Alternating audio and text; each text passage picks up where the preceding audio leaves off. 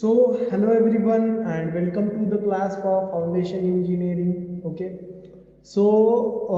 we are studying the chapter number 1, which is subsurface investigation for foundation. So, we are try to investigate in a subsurface to find get a samples and test on that particular sample to find out the various properties of particular strata. Okay, so the strata beneath the ground is important to bear the particular, we can say, particular load of the structure, so that it could transfer uniformly. So for finding out such data or such information, we must to conduct a several tests. From that, there is a different categories of a test. So by penetrating into the soil, we could collect the data. It contains some different test. So from that test, this is the one and famous test, which is the standard penetration test. So by the name you could understand this is the penetration test, so that we penetrate into the ground and took out the sample and conclude some data or information, so that we could proceed with that manner. So what is the kind of strata it is, what is the remedies for that, and what kind of the foundation to be mm, showed, or what kind of a foundation to be provide is the answer for after we could give the answer after the conduction of test. So standard penetration test is the test which measures the resistance of a soil strata to penetrate underground. By in this method, the penetration is done by hammering action with some weight of a hammer, like 65.8 kilogram or 65 kilogram of a weight been hammered with the help of a mechanical means. Okay, that weight is all from the height of 750 mm. Okay, which generally after the penetration in general cohesive soil, it penetrates very early or very easily, but in other soil or other strata like hard strata, murum, if there is a basalt, then penetration gives us some problem or resistance. So that resistance could give the value of what kind of strata beneath the ground. Okay, so here you could see that first statement of that is test will measure the resistance of soil strata to the penetration undergone. Resistance of soil strata to penetrate underground. Okay,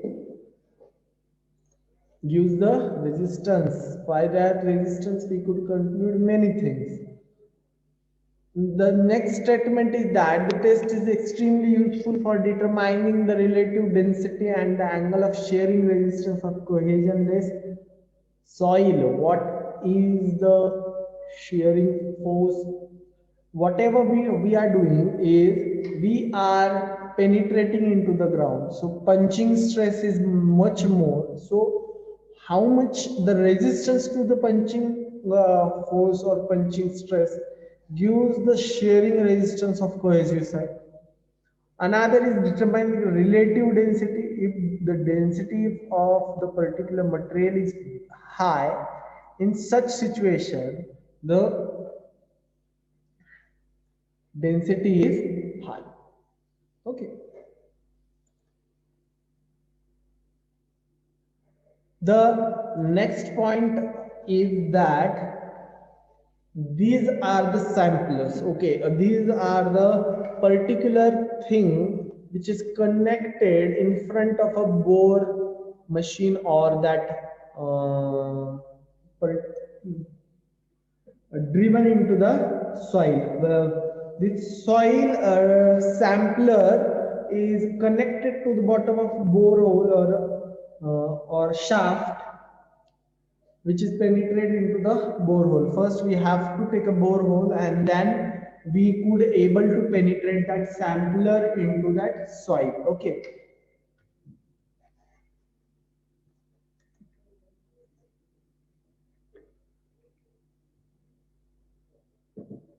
So actually procedure is the test is conducted in the borehole by means of driving split spoon sampler of 15 diameter, okay, into the soil. First we have to drive a borehole into the soil, and then we have to insert the split spoon sampler into it, and then we have to drive or penetrate that sampler by hammering action into the soil to understand what is the strata beneath the particular borehole. The sampler should be driven at the bottom of the borehole, which is cased or uncased, okay, to conduct the it conduct at the bottom of the borehole. In case of strata is stiff, such gravel or sandy, okay, so the in that the conical 60-degree show is fitted of the sampler. The sampler is attached to the drill rod, okay, so it is attached to the drilling tool. Done to the desired depth of the drilling tool is removed, and sampler is placed inside the bore hole, okay. It is placed inside the bore hole. If it is placed inside the borehole, it means that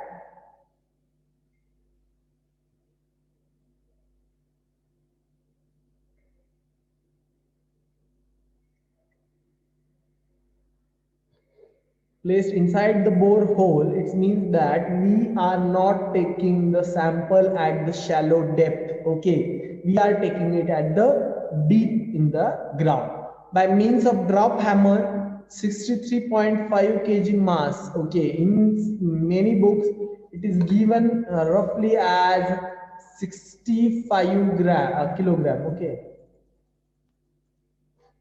It is many books it is 65 kilogram, okay, falling from the height of 750 at the rate of 30 blows per minute. The sampler is driven into the soil, which is already explained to you, okay. The number of blows required to penetrate of 300 okay, penetrate to 300 it is taken at the last 300 interval.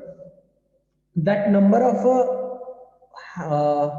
blows been recorded as n value, and that n value is represented as standard penetration number, the number of blows required to driven that particular sampler, okay. The split sampler withdraws. So the split spoon sampler containing a barrel here, it is shown here. This is it.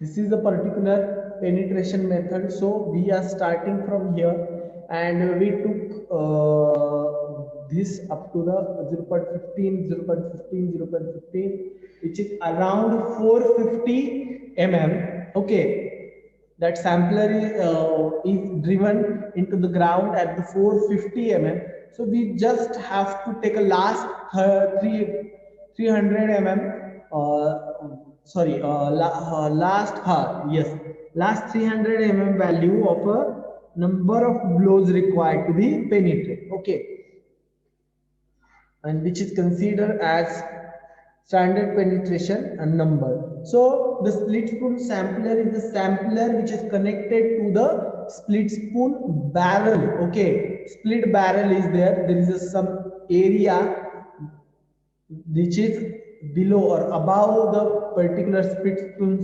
sampler, where it collect the particular layer wise soil sample. Okay, this is containing a layer wise soil sample. So some amount of a undisturbed sample we can able to collect. So in the natural state or in a with a natural moisture content, that particular sampler been collected. So if we contain some data of how much resistance it is, and then we could send this sample to the laboratory or transfer to the laboratory to understand what is exactly the different properties of the particular soil, okay, or sample.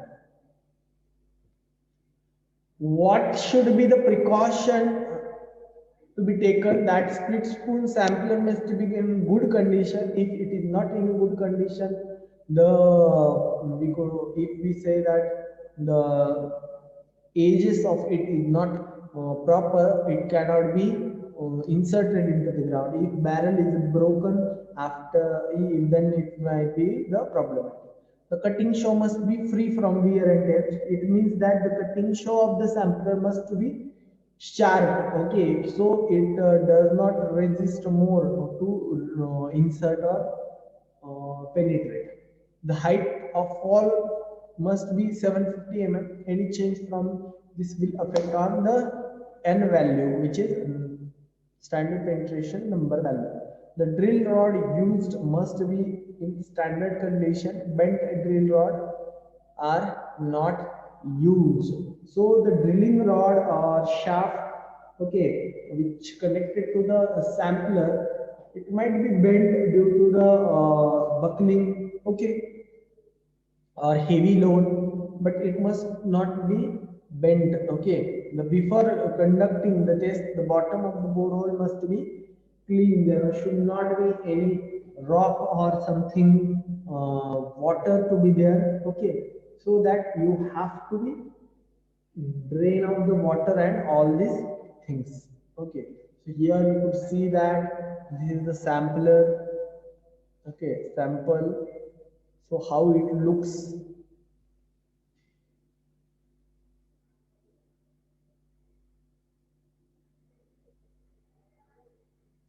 So what are the advantages and disadvantages of this method is that it obtains sample plus numbers. Okay, so we get a sample and the number value. So by the number value we could find out many things, or we could able to uh, conclude many things, and by the sample we could test that sample and get the property of particular soil. A simple and a rugged device at the low cost. It is simple. Obviously, there is no too much amount of sample or too much amount of machineries are there.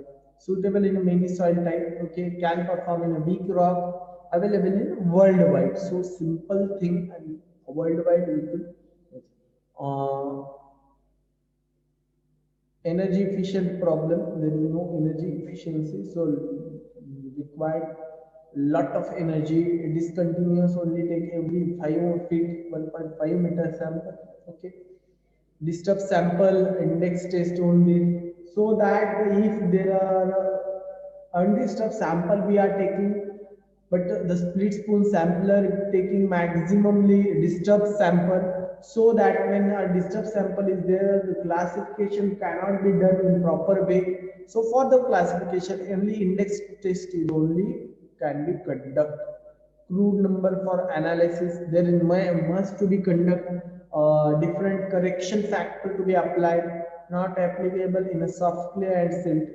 If we are conducting this test in the soft clay and silt, it generally penetrate very easily, so that the number might be wrong. High variability and uncertainty. So these are the disadvantages of this.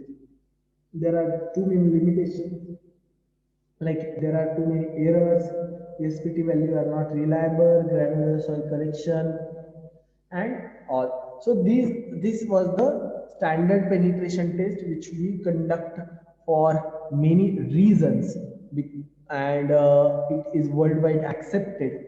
Okay, Nowadays, there are too many samplers are coming and too many tests are there. Afterward, there are dynamic cone penetration test and then a static cone penetration test and all. So we will discuss that particular in the next video. Until then, we have to stop here.